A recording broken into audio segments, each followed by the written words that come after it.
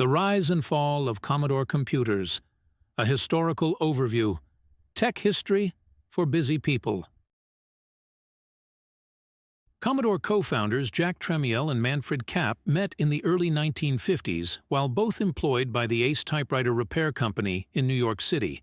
In 1954, they partnered to sell used and reconditioned typewriters and used their profits to purchase the Singer Typewriter Company.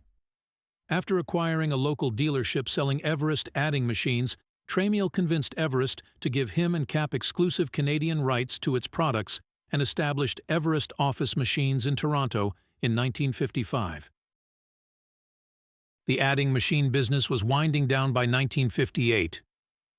Through a contact with an Everest representative in England, Tramiel learned about a potential business venture to bring portable typewriters made in Czechoslovakia into Canada.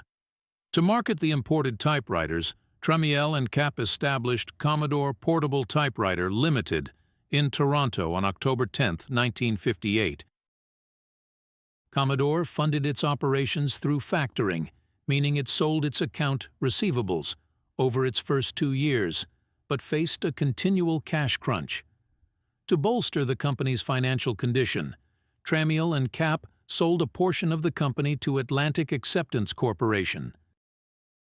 With the financial backing of Atlantic Acceptance, Commodore expanded rapidly in the early 1960s. It purchased a factory in West Germany to manufacture its typewriters, began distributing office furniture for a Canadian manufacturer, and sold Pearl Sound radio and stereo equipment. In 1965, Atlantic Acceptance collapsed when it failed to make a routine payment.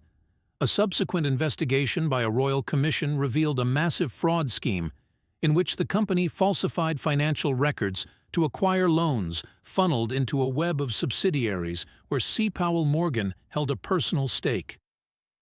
Morgan then pocketed the money or invested it in several unsuccessful ventures.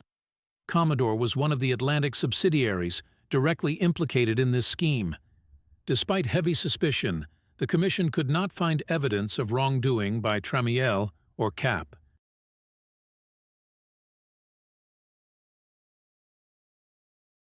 In the 1970s, Chuck Peddle convinced Jack Tramiel that calculators were a dead-end business and that they should turn their attention to home computers. Peddle packaged his single-board computer design in a metal case, initially with a keyboard using calculator keys, later with a full-travel QWERTY keyboard, monochrome monitor, and tape recorder for program and data storage, to produce the Commodore PET, an acronym for Personal Electronic Transactor. From PET's 1977 debut, Commodore was primarily a computer company. By 1980, Commodore was one of the 3 largest microcomputer companies and the largest in the common market. The company had lost its early domestic market sales leadership. However, by mid-1981, its U.S. market share was less than 5%, and U.S. computer magazines rarely discussed Commodore products. In 1982, Commodore introduced the Commodore 64, C64, as the successor to the VIC-20. Due to its chips designed by MOS Technology, the C64 possessed advanced sound and graphics for its time and is often credited with starting the computer demo scene.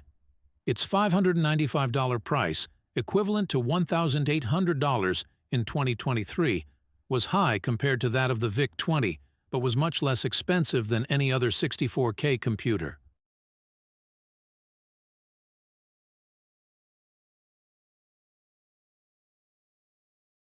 Near the end of its life, Commodore suffered a poor reputation with its dealers and customers, and upon the 1987 introduction of the Amiga 2000, Commodore retreated from its earlier strategy of selling its computers to discount outlets and toy stores and favored authorized dealers.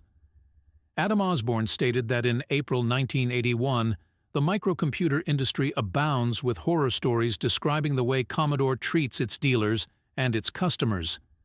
Tramiel's successor, Marshall F. Smith, left the company in 1986, as did his successor Thomas Rattigan in 1987 after a failed boardroom coup, which is a sudden and often unexpected takeover or transfer of power of an organization or company. The coup is usually performed by an individual or a small group, usually from within the corporation, in order to seize power. With Commodore International having reported a $8.2 million quarterly loss in the U.S., hopes were expressed that the UK and European divisions might be able to continue trading and even survive the demise of the parent company, with a management buyout considered a possibility. Commodore became insolvent in 1994 and licensed its intellectual property to many companies through the years, with the licensees having minimal success. The company's computer systems, mainly the C64 and Amiga series, retain a cult following decades after their demise. In February 2017, an exhibition room for about 200 Commodore products was opened in Braunschweig, commemorating the European production site of Commodore with up to 2,000 employees.